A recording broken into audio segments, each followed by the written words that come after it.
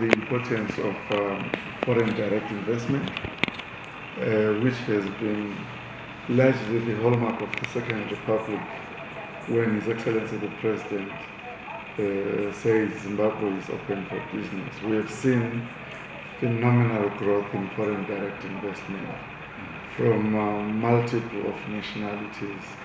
When the President says we are engaging and re-engaging, when the President says we are friend to all and enemy to none, these manifest in people gaining confidence in wanting to invest in our country. It is no surprise that you see so many sectors doing very well. It is largely being driven by this investment. But we also are cognizant that the President says he wants to leave no one in no place behind. More so in this context, to have Zimbabweans grow economically with the growth of the economy. And what better way to do so than to come up with targeted interventions to empower them. The reserved sector program is an economic empowerment tool that is used by a number of African countries. 2025 saw quite a number of countries promulgating pieces of legislation to this effect.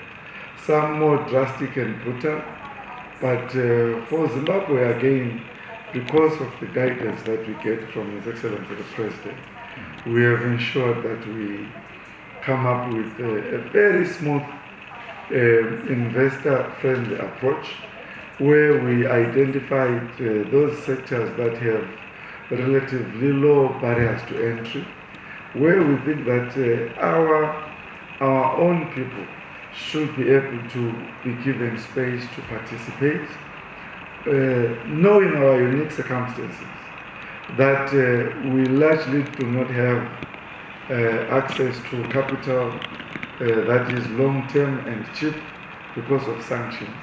If we are not careful, we might open a Pandora's box where people will flood this market because they are getting, in some instances, capital at no interest or very low interest long-term to come and squeeze Zimbabweans out of every sector.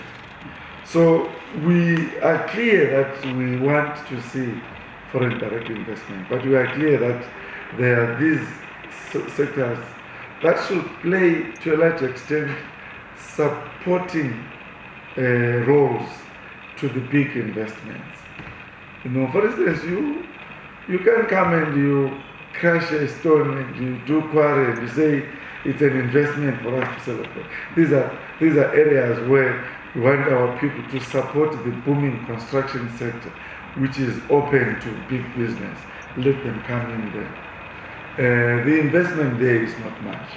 Similarly, we are seeing this construction sector even in the building space. But you can come and put sand in an oven, you do bricks, and you say it's a massive investment.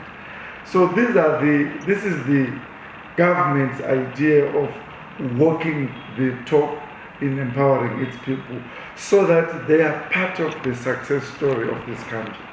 So that when we see these subsectors or some sectors booming, they are support subsectors that are owned and run by Zimbabweans.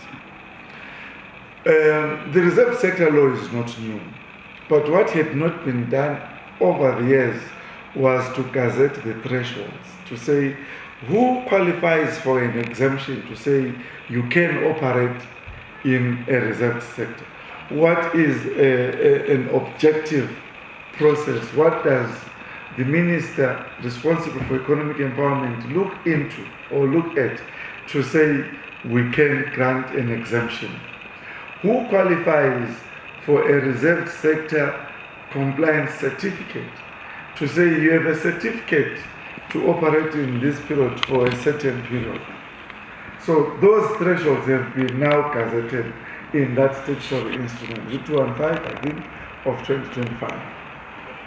And what we've now put in motion, and we will be doing it for the next 3 months, is to then spell out what the applicants will be submitting, what documents are they submitting. For starters, you'll need to submit your memoranda and articles of association, your proof that you are a bona fide business that is banking, that is banking in Zimbabwe, but more importantly, that you have a Zika certificate. Because we also know that there are some who are now operating illegally, and those who will find it very difficult to proceed with their business operations. But more importantly, we have given ourselves 3 months, January to March. By end of March, all the applicants should have received their feedback. If it is a compliance certificate, they will be getting that. If it is an exemption, they will be getting that. And those that will be barred from continuing in those operations because of the illegality that they will be found to be engaged in, again will be notified. And we think that it will be a very smooth process. We will be engaging in an awareness program around January, especially for our foreign friends. All foreigners in the country are our friends as long as they are doing things legally. And we will make sure that they have all the right information, they are properly guided, we are able to attend to any queries that will come. We are also meeting the idea of a hotline should they want to call in and inquire, so that we are available all the time they want us.